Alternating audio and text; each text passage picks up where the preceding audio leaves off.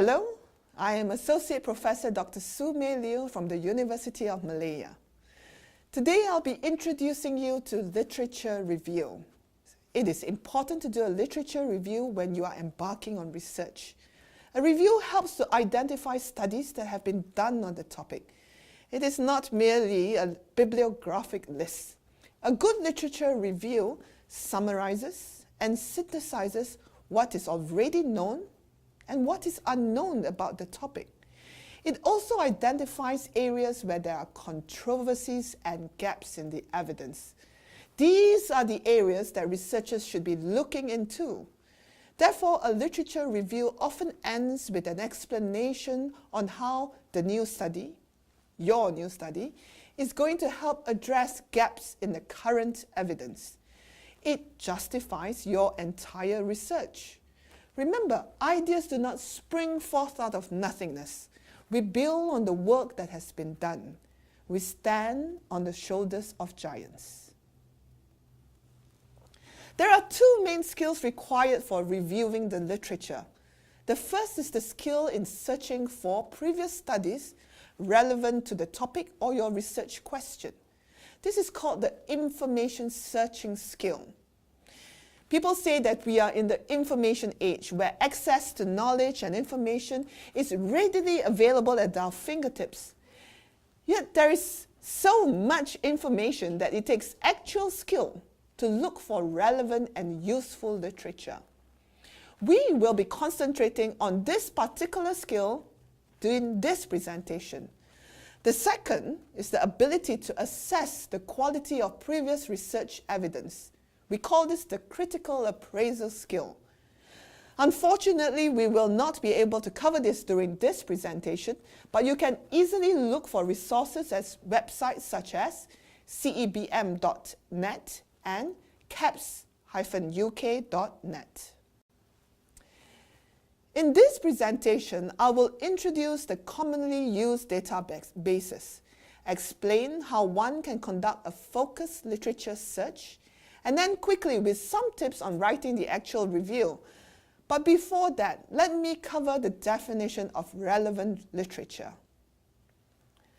What kinds of information should one review?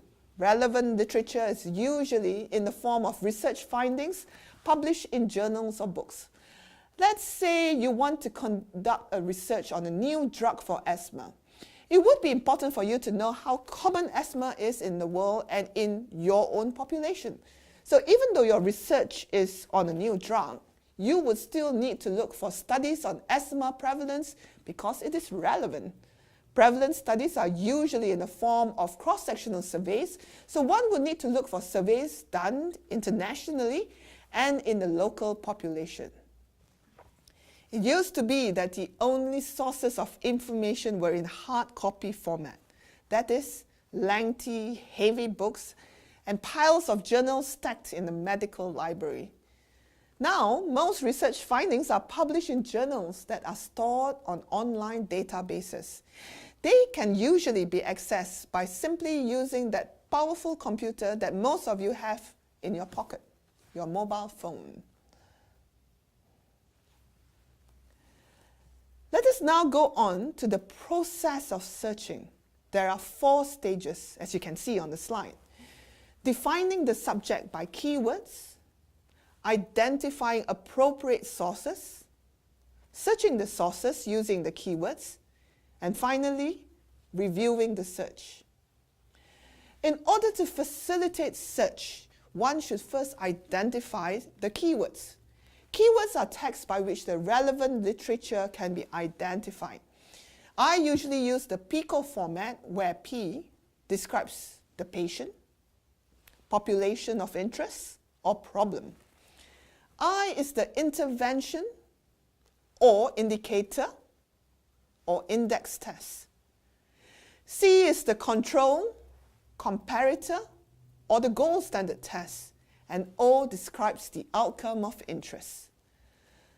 Sometimes, however, the research question cannot be put into the PICO format. An example is in qualitative research. Let's say we want to find out the views and experiences of doctors and patients regarding the fruitarian diet. In that case, there is only the PO format, where the population is doctors and patients, and the outcomes of interest is their views and experiences regarding the fruitarian diet. This is an example of a PICO format where we want to find out whether paracetamol is effective in reducing fever in children compared to ibuprofen. The population is children with fever. The intervention is oral paracetamol. The comparator is ibuprofen, and the outcome is fever reduction. Authors of medical literature sometimes want to use their own words, and often they may not use the same words as the searcher. Therefore, it's useful to look for synonyms of the keywords. For example, for the population, keywords with similar meaning to children are infant, pediatrics, pediatric. Synonyms of fever are febrile, high temperature, and for the intervention, Panadol or acetaminophen may also be used for paracetamol, and so on. There are actually more sources than simply databases. However, the source should be appropriate to the question that is being asked. For example, if I wanted to know the number of doctors working in Malaysia, then an appropriate source would be the official website of the Malaysian Department of Statistics. It might also be that a relevant study was not published, but only presented at a conference, in which case the conference proceeding would be an appropriate source of information. Source materials can be divided into 3 categories. Primary sources are the original research papers. These usually describe the research in detail by the investigators. The definition of secondary and tertiary sources can be contentious. A systematic review can be considered to be either a secondary or even a tertiary source. Sometimes a systematic review can even be considered to be primary because the review may have created new insights or correlations. The overlap of the different categories can be a source of contention. However, for the researcher, it is important to ensure that the information is sourced correctly.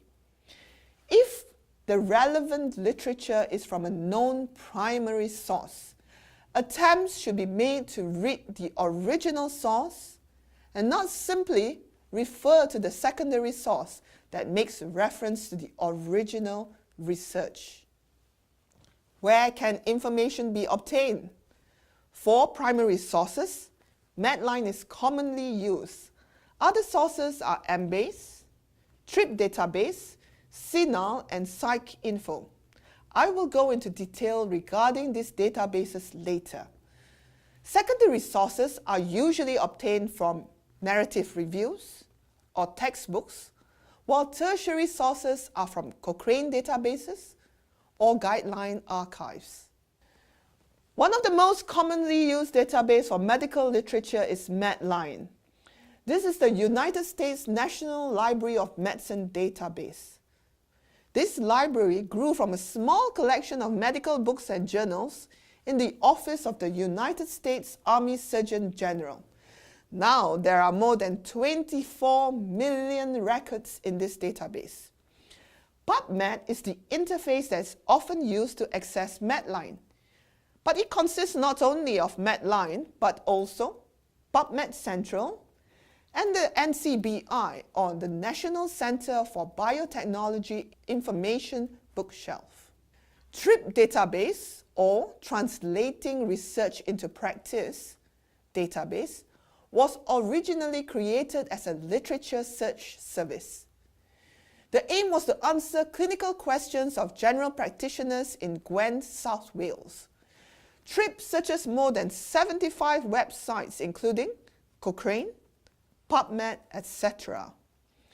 This database allows the searcher to filter the content according to the levels of evidence.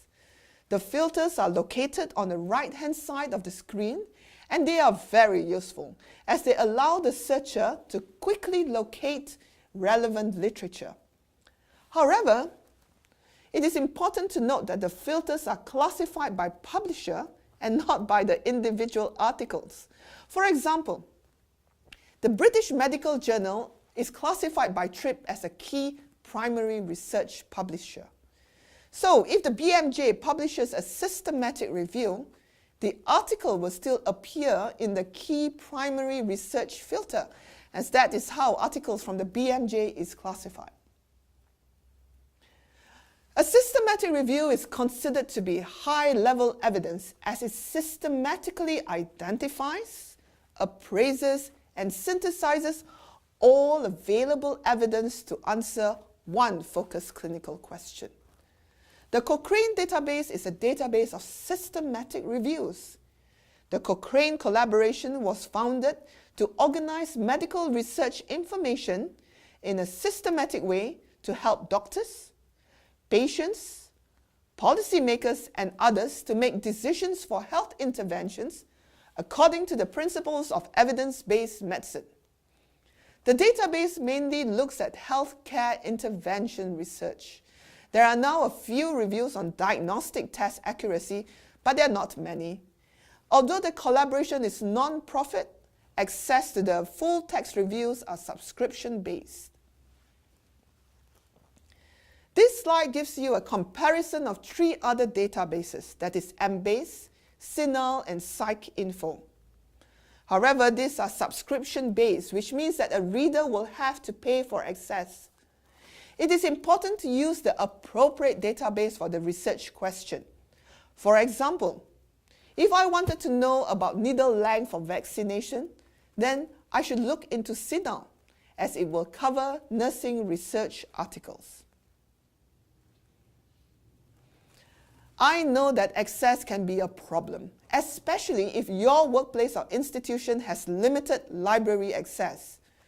Most institutions, including the University of Malaya, subscribes to Ovid, which is a meta-search engine that allows the searcher to search across multiple databases, including Embase, CINAHL, and PsycInfo. Fortunately, there is access to abstracts and some full text on PubMed, TRIP, and Cochrane. Otherwise, most individuals, including myself, will not be able to pay for subscription, which can run into hundreds of US dollars for one article. But it is important to read the full article and not just the abstract.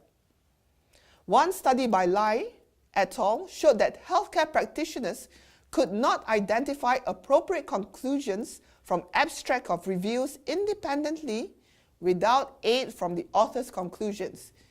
It would therefore be very easy to misquote sources without reading the full article. Once we have broken the research question down into keywords using the PICO format and identified the appropriate resources and databases, it's time to get started on the searching. Keywords are used by all databases. A good tip is to refer to the help section of the relevant database. Each database has its unique features. For example, Medline uses MESH or medical subject headings for indexing. At the NCBI website, one can change the database from PubMed to MESH by clicking on the drop-down list to the left of the search box. You can then search for the appropriate MESH term by entering your keyword into the search box. One needs to understand how to use Boolean operators to search effectively. Boolean operators are simple words used to combine or exclude keywords in a search. Researchers usually use 2 main Boolean operators, OR and AND. When OR is used to combine 2 terms, either term or both will be in the records included. This broadens the search. Using AND to combine the terms means that both terms must be in each record found. If only one term is in the document and the other is not, then the item is not going to be included in the resulting search list. This narrows the search. There is another Boolean operator which I do not often use because it tends to narrow the search too much. This is not. The example shown in the slide shows that the search will look for articles which have the term paracetamol, but of this, it will remove those that have the term women also. This might be useful if we want to look for studies on the effect of paracetamol on men, and the initial search retrieved many articles, too many for you to go through. However, by using not women, it might also remove good studies that looked at both men and women. Great job if you have reached this far. We are now looking at tips for advanced users. It is sometimes useful to use a truncation. This is a symbol placed at the end of a word that will search for multiple possible endings. Unfortunately, the symbol differs for different databases. Often the asterisk is used. For example, compute asterisk will find all articles with computer, computers, computed, computing.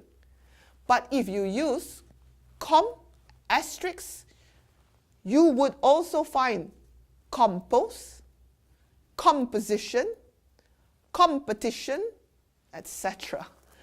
Wildcard is a symbol used to search for spelling variants. Again, the symbols depend on the database being used. So, Luke #Mia will find leukemia with an AE or leukemia with an E. The use of brackets around search terms and Boolean operators is similar to its use in mathematics. The search engine will process the terms in the brackets and the Boolean operator together first before combining other items. In our examples, articles that are combined with or, such as fever or febrile, paracetamol or Panadol, or acetaminophen, ibuprofen or Advil, are processed first before these items are combined with N. Phrase searching allows the search for documents that contain the exact phrase instead of individual keywords. For example, searching for high temperature will find all articles that state those words anywhere on the page, not necessarily together. If quotation marks are used, then the whole phrase will need to appear together in the results of the search. At this point, you can see that breaking the question into PICO allows you to find keywords that you can use in the search. I usually use only the essential keywords. These are usually the P and the I. In our example, it was useful to add the comparison because the question specifically wanted to compare ibuprofen with paracetamol. Outcome is often left out. Using too many keywords may broaden if used with or narrow if used with and the search too much.